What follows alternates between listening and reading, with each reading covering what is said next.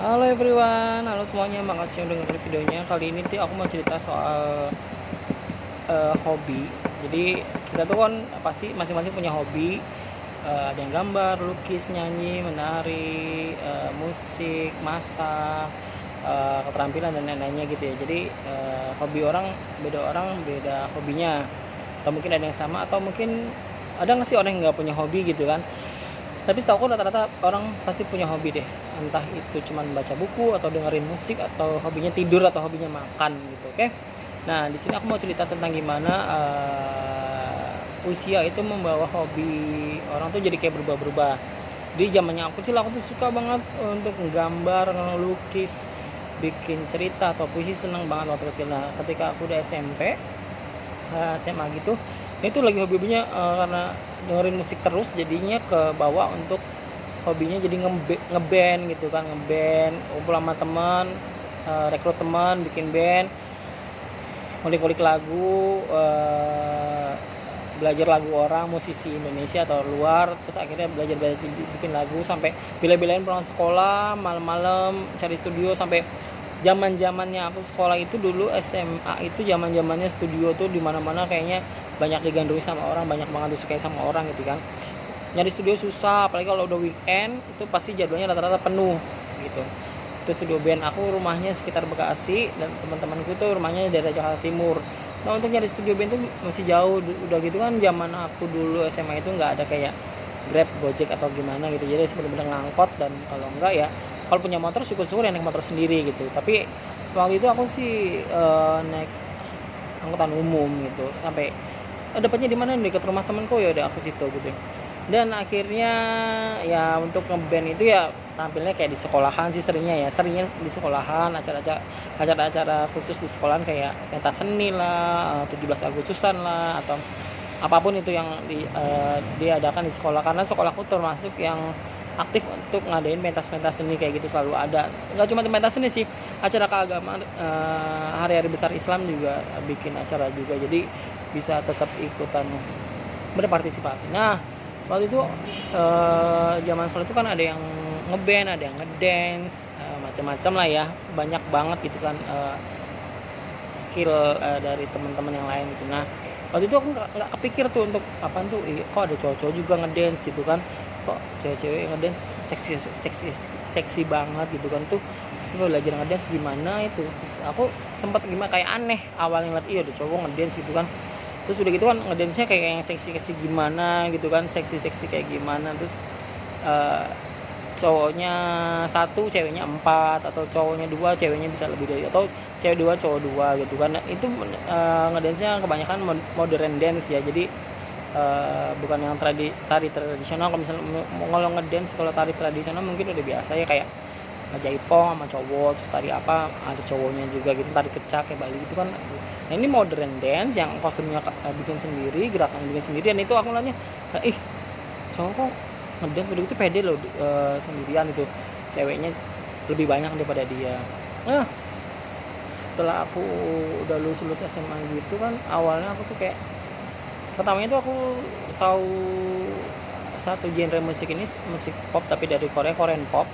Itu dari kakak aku yang suka nonton drama Korea. Nah, dari situ lagunya tuh aku denger bagus-bagus. Aku pertama tertarik itu dari lagunya. Pas udah gitu namanya di YouTube ya gitu, namanya kita udah suka, kadang-kadang keterkaitan gitu, muncul lagi lagu yang lain, muncul lagi lagu yang lain, muncul lagi lagu yang lain. Nah, akhirnya wawasan aku tentang musik itu jadi bertambah. Tadinya suka musik Indonesia Barat, dan akhirnya Jepang juga aku dengar, China kayak Taiwan gitu kan juga dengar. Nah, akhirnya aku sering mampir tuh ke channel YouTube-nya yang orang musisi-musisi Korea gitu. Nah, aku dengerin tuh, yang pertama sering aku denger itu adalah lagu-lagu balad. Lagu-lagu baladnya bagus-bagus banget, musiknya bagus-bagus banget. Nah, dari situ ternyata aku juga akhirnya keterkaitan itu ke grupnya. Jadi ada grup cowok ceweknya, boy group, girl group gitu kan. Dari situ tuh kayak, kok gerakan dance cowoknya tuh keren-keren gitu kan, pakaiannya juga keren, penampilannya keren, dan gerakannya itu ya menurut aku ya gerakan yang pantas dilihat sama orang gitu. Karena awalnya kan aku pernah mikir nih, cowok ngedance, nah dari situ tuh pandangan aku, paradigma aku tuh kayak agak berubah.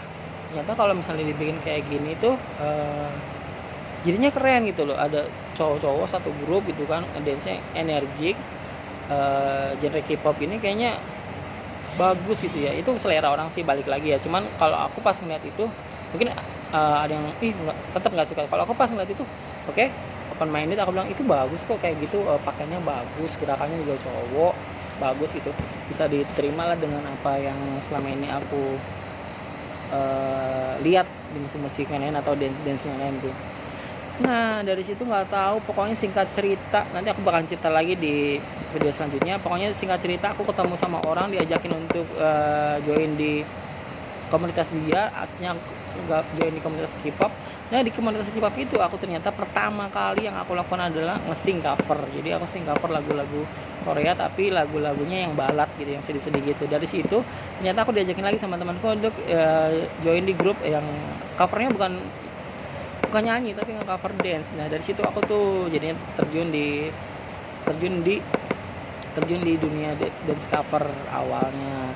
Nah jadinya aku di sini mau cerita, jadi orang tuh nggak usah di kotak-kotakan, langsung baku-bakukan, oh ya anak band itu gini, jelekin anak ini, misalnya anak dance ngejelekin anak ini. Kita nggak tahu kapan kita bisa suka, kapan kita bisa benci, seperti itu. Jadi pikiran terbuka aja gitu. Kalau orang ada hobinya mancing ya, oh itu hobinya mancing, itu yang bisa bikin dia bahagia, itu passion dia gitu.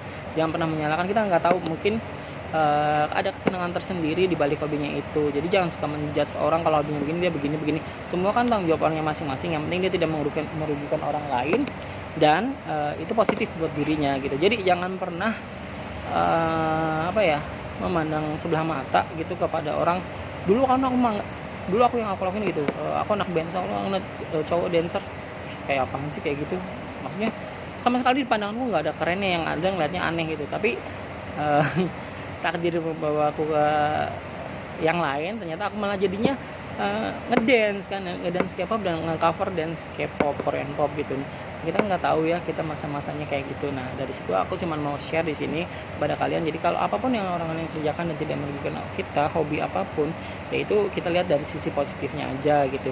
Yang penting tidak merugikan orang lain, tidak memberikan pandangan negatif atau hal negatif ke daerah lingkungannya gitu deh.